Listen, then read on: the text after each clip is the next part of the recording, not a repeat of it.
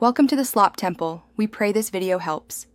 You begin by acting now, open YouTube and use your main account.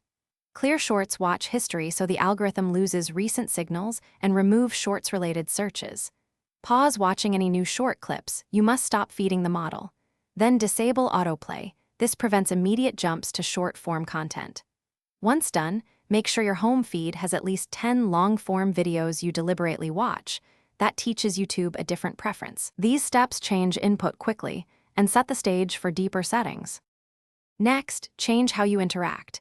Favor long-form videos and watch them past the 70% mark so watch time signals strengthen. Add long videos to watch later or playlists rather than clicking shorts. Actively tap not interested on every shorts recommendation and use tell us why when available.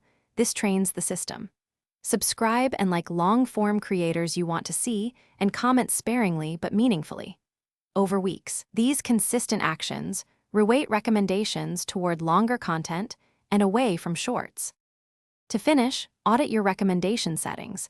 Remove or mute shorts topics and check ad and history sync across devices. If shorts still appear, create a fresh browser profile or test with a secondary account to verify whether behavior is account or device-driven. Make sure to clear caches and disable cross-device watch history temporarily. Sometimes residual signals live in synced data. Troubleshooting tip.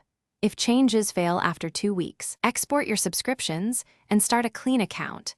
Then rebuild long-form engagement deliberately to overwrite the old model. Thanks for watching. Consider subscribing if we helped you.